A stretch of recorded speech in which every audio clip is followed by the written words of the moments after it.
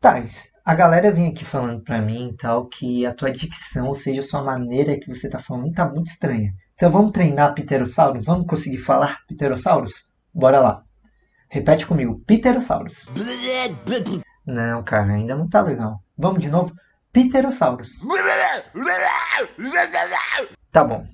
Eu sou o Conrado, esse é o Tais, esse é o canal Estereotipando, o canal de quebra de estereótipos. Vem com a gente.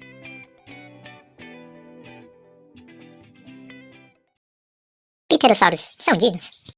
Antes de começar a se perguntar da onde que está vindo esse estereótipo, a gente tem que descobrir como é que ele surgiu. E ele surgiu por causa disso aqui.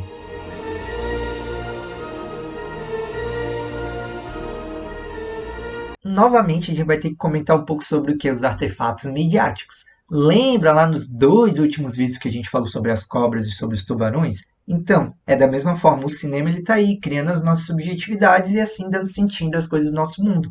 Então é daí que criou-se esse estereótipo que pterossauros são dinossauros. Mas afinal, por que eles não são? Então, aqui eu vou trazer 3 características para a gente poder enquadrar ele ou não como dinossauro. No caso, a gente não vai enquadrar ele como dinossauro porque ele não é. Então, a primeira característica é a questão do pescoço em S. Ou seja, todos os dinossauros eles tinham pescoço em S. O que significa isso? Significa que as vértebras se encaixavam e formavam S. E sabe que qual outro grupo animal que tem isso? Esse animal é um flamingo. E a característica aqui é o pescoço em S. Então, as aves têm esse pescoço em S, que nem os dinossauros. Segunda característica, a questão do húmero. Para quem não sabe, húmero é isso aqui. Ou seja, esses ossos vão ter encaixes diferentes entre os pterossauros e dinossauros. Então, é mais uma característica e a gente não pode dizer que eles são dinossauros. Terceira e última é sobre a questão de como eles andavam. Como assim? Os dinossauros eles andavam na ponta do pé. Vamos pensar aqui comigo. Vamos pensar que isso aqui é um terreno e isso aqui é o meu pé. Como é que a gente anda? A gente anda com a sola do pé, certo? E como é que os dinossauros andavam? Com a ponta do pé. Bem dizer isso. Eles andavam assim com a ponta do pé. E quem mais anda assim são as aves. Então vocês estão começando a entender as diferenças? Aqui eu estou trazendo 3, mas existem várias. E olha o que é tão louco assim. Isso tudo que eu falei, as aves, elas têm essa questão do pescoço em S, questão do húmero, tem a questão também da ponta dos pés. Então, por conta disso, a gente enquadra o quê? As aves como dinossauros. Exatamente. Esse bichinho aqui é um dinossauro. Porém, esse cara não é. Curiosidades.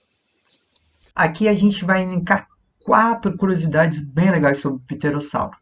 Primeira curiosidade é sobre qual foi o primeiro fóssil que foi encontrado sobre os pterossauros. Vou deixar a imagem aqui. Em 1784 foi descoberto o primeiro fóssil dos pterossauros. Então, um fato interessante de se falar é que, a princípio, essa descoberta foi feita por um cientista italiano e ele achava que era uma criatura marinha. Ou seja, essas asas do pterossauro, ele pensava que era usado para quê? Para nadar, de uma forma de remo. Mas somente em 1801 foi proposto que, na realidade, essa criatura era, na verdade, um animal voador, pelo francês Georges Cuvier. A segunda característica que a gente vai falar sobre a questão das cristas dos pterossauros. Segue a imagem. Os cientistas tinham criado 2 hipóteses, que era sobre a questão de estabilidade de voo que essas cristas faziam, ou a questão da dispersão de calor. Acabaram depois de um tempo vendo que isso não tinha muita relevância e viram que era muito mais uma questão sexual. Ou seja, para fomentar mais essa hipótese e deixá-la mais forte, perceberam que os pterossauros mais filhotes, eles não tinham essas cristas. Então, o que acontecia? Quando o pterossauro chegava nessa maturidade sexual, ele estava com essas cristas. Então, os parceiros decidiam-se a partir disso. Se a crista era muito grande ou tinha uma cor muito forte, era um indicativo que eles seriam um bom animal para procriar, ter filhotes e etc. Terceira curiosidade bastante legal sobre os pterossauros é a questão da locomoção e também do voo deles. Como é que funciona a locomoção deles? Eles eram quadrúpedes. E era dessa forma que eles se locomoviam.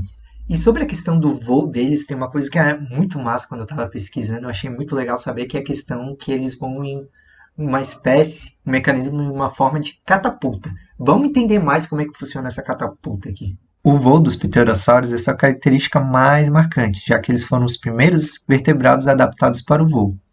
Principalmente os indivíduos grandes, eles eram bem pesados, o que poderiam dificultar na hora de alçar o voo. Mas eles utilizavam seus membros anteriores e sua musculatura como uma forma de catapulta, facilitando assim o início do voo.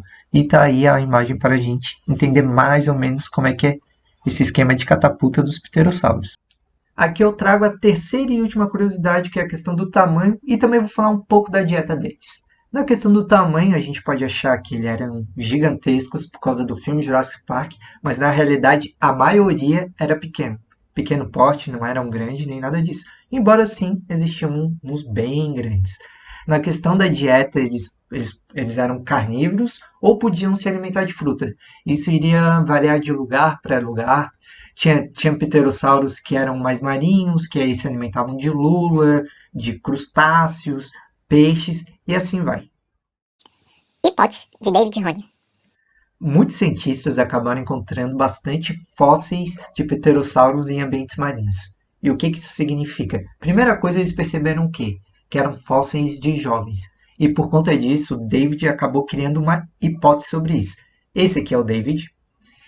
E esse cientista, o que ele estava. Qual foi a hipótese dele? A ideia era que, por ser jovens, a musculatura deles ainda eram muito fracas. Então, qual que era a ideia? Eu vou ali pegar meu alimento. Eles pegavam o alimento, mergulhavam, e no momento que eles tinham que sair da água, porque já pegou o alimento, eles tinham que voar. Mas nesse momento eles não conseguiam voar. Por quê? Porque a musculatura era muito, mas muito fraca e acabavam que alguns acabavam ficando ali no mar. Logo morriam de quê? De afogamento. Então é uma das hipóteses que tem sobre essa questão do ambiente marinho, ter bastante fósseis de pterossauros. Brasil. E no Brasil a gente tem registro fóssil na bacia de Pernambuco e Paraíba e também na bacia de Araripe, que Araripe é um município de Ceará. Esses foram os dois locais que a gente, por enquanto, sabe e encontrou de fósseis de pterossauros.